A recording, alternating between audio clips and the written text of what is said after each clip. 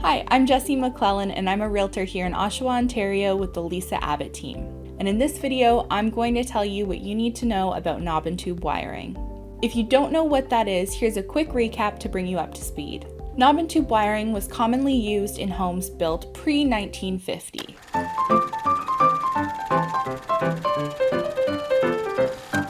This type of electrical system consists of insulated wires that pass through wood joists and studs through a porcelain tube and connect to porcelain knobs to keep them secure. Hence, knob and tube. With knob and tube wiring, there is no ground wire, so this type of wiring does not work with three-pronged plugs. And with no ground wire, it also makes this very dangerous in places like the kitchen, the laundry room, and the bathroom, or any other place where there's a possibility of contact with water.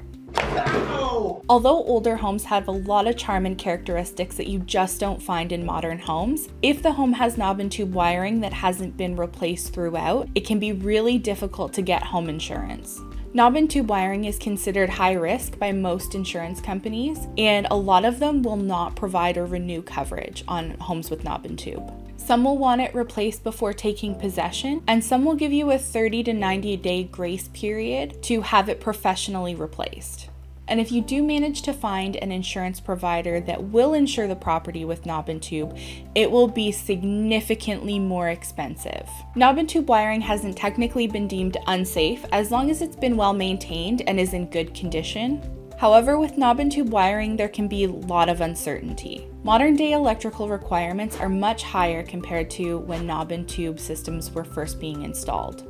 Therefore, over time, it's likely that the system has been modified in order to keep up with these new demands. And depending on those modifications and the current condition of the wiring, it can become a big fire hazard just trying to run everyday normal appliances. If a home does have knob and tube wiring, the owner isn't forced to replace it, but given the issues with obtaining home insurance, selling the property, and the potential risks, many owners will opt to replace it.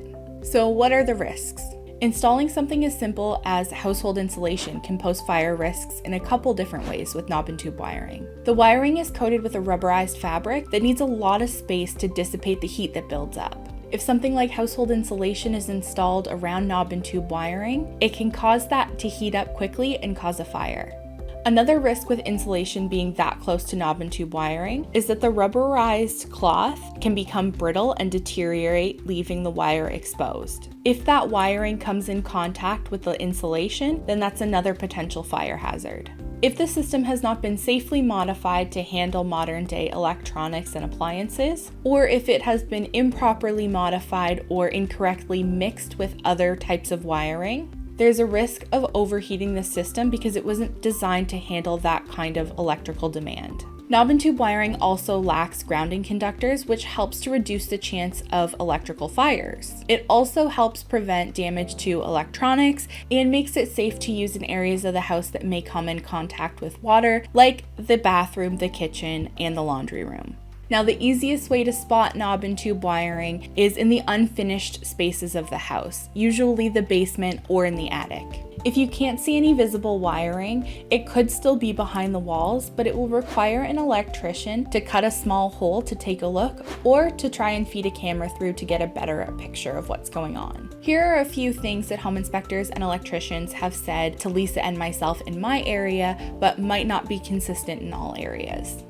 The first is a couple visual cues that knob and tube wiring could be present are sideways electrical outlets or outlets that were built right into very tall baseboards. Second thing is knob and tube wiring is very costly to remove. Often in our area, you'll see old knob and tube that has been disconnected so it's not active, but not fully removed. And some parts of the home may be disconnected and other parts may still have live knob and tube. Number 3 is many of the 1.5 to 2.5 stories in Oshawa that were built pre-1950 had and may still have knob and tube wiring.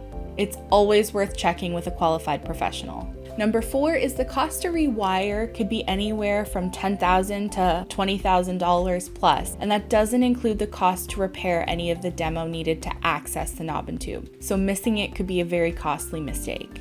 If you have any questions about knob and tube wiring or have an idea for a future video, leave a comment below and let me know. And if you live near us in Durham region or the surrounding area and need a recommendation for a certified electrician, I would be happy to put you in contact with a person we use on a regular basis. There's no kickback or incentive for us. I just like to recommend professionals who are truly great at what they do. I hope you found this video helpful, and if you did, show it some love, give it a like, and subscribe to our channel. As always, the link to book a call with me is in the description, and I'll see you next week. Thanks for watching.